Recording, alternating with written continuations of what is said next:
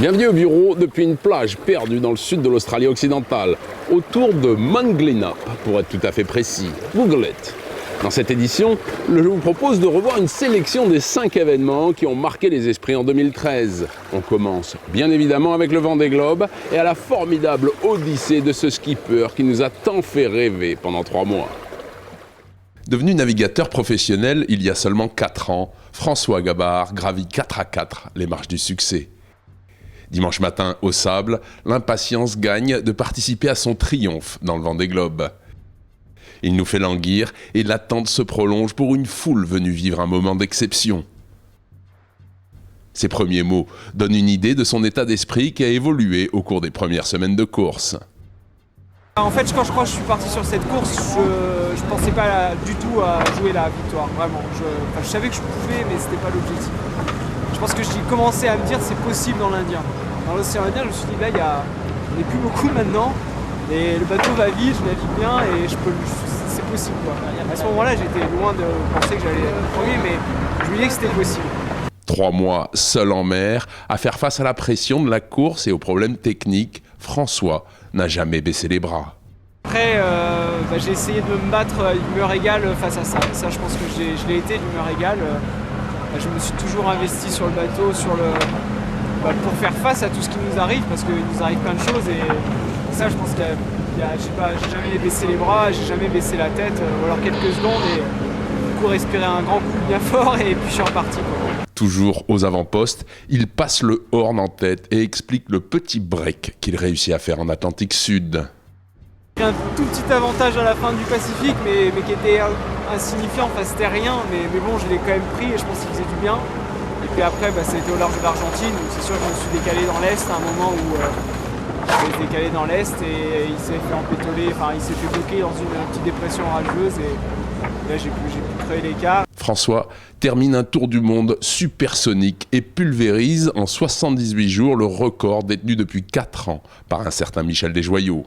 La remontée du chenal donne le frisson et le jeune skipper partage généreusement ses émotions avec une foule en délire. La 34e America's Cup restera dans les annales comme étant celle de la plus grande prouesse sportive de tous les temps. Petit retour en arrière. Avec 4 victoires au tableau de chasse d'Emirates Team New Zealand contre 0 pour le Defender Oracle Team USA, la coupe prend doucement la direction des antipodes. Face à l'insolente domination de l'équipage kiwi et confronté à un bateau très rapide, Jimmy Spithill consulte son patron, Russell Coutts. Nous devons retourner à la base et nous regrouper.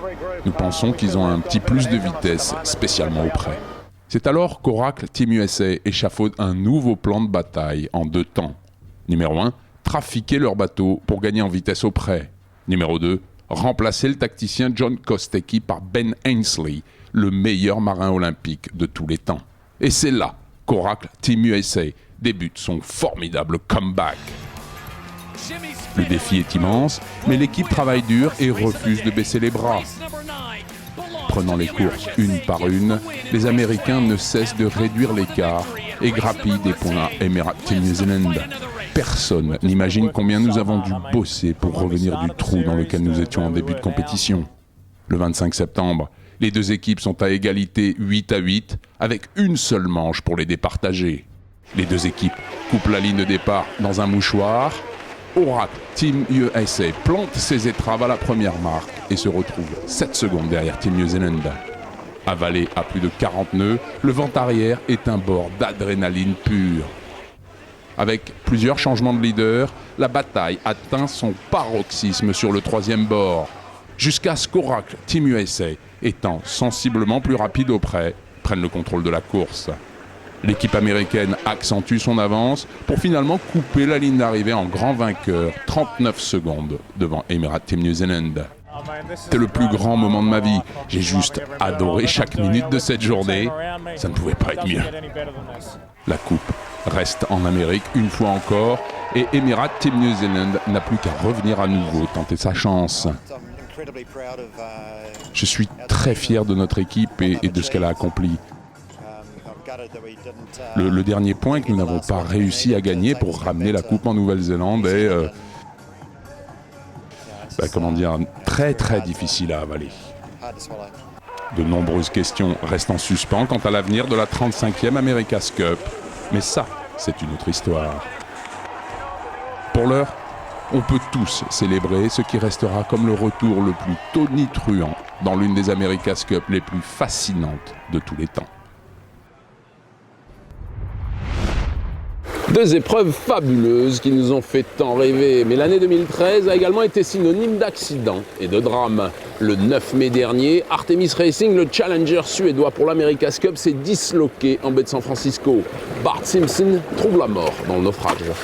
La seule équipe à ne pas naviguer est Artemis Racing. 2 semaines après l'accident tragique qui a coûté la vie à Andrew Simpson, l'équipe suédoise est encore en train de mener sa propre enquête interne.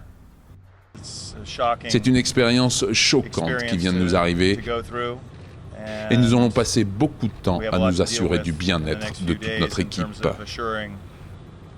Artemis Racing ne participera à l'America's Cup que si les navigants sont convaincus que leur sécurité est assurée. Spindrift Racing, skippé par Yann Guichard, est victime d'un chavirage spectaculaire en Irlande. Léo Lucet nous explique le pourquoi du comment. Et ben sur la première manche donc de ce premier inshore à Dunlorry, là, il y avait entre 24 et 25 nœuds de vent, mais avec des rafales à 30-32 nœuds de vent. Et juste après le départ, Spindrift s'est retrouvé sous la flotte des bateaux et il a pris une grosse bouffe et il a chaviré sur le côté. Et du coup, le bateau s'est retrouvé à l'envers en quelques secondes. Jacques Guichard, dans le chavirage, s'est blessé. Il s'est blessé au bassin, il est à l'hôpital en ce moment. Je viens juste d'avoir un coup de téléphone de son frère, Yann, qui est auprès de lui et qui m'a rassuré en me disant que il avait une grosse fracture au bassin. Là, le bateau a été remis à l'endroit, là, il est au ponton, à l'endroit, on a récupéré ce qu'on a pu récupérer. L'idée, c'est de pouvoir expertiser rapidement le bateau maintenant, voir si la plateforme a été abîmée, si la structure du bateau a été dégradée, et puis envisager une solution pour pouvoir le ramener le plus vite possible à notre base à Saint-Philibert, pour pouvoir le remettre en état le plus rapidement possible.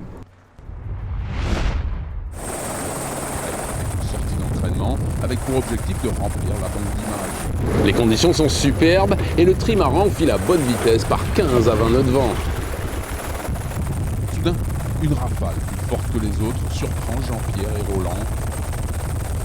Le skipper choque la grand voile en urgence et Roland se précipite pour ouvrir le coupe de Solent.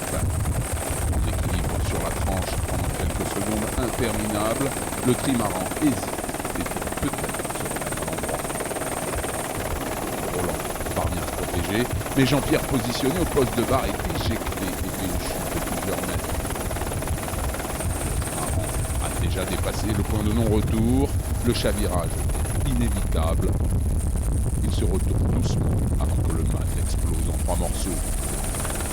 L'hélicoptère arrive très rapidement sur zone. Les sauveteurs préparent l'évacuation immédiate de Jean-Pierre. Sous le choc, il restera en observation pendant 2 jours, tandis que son équipe technique ramène le bateau grâce à la SNSM.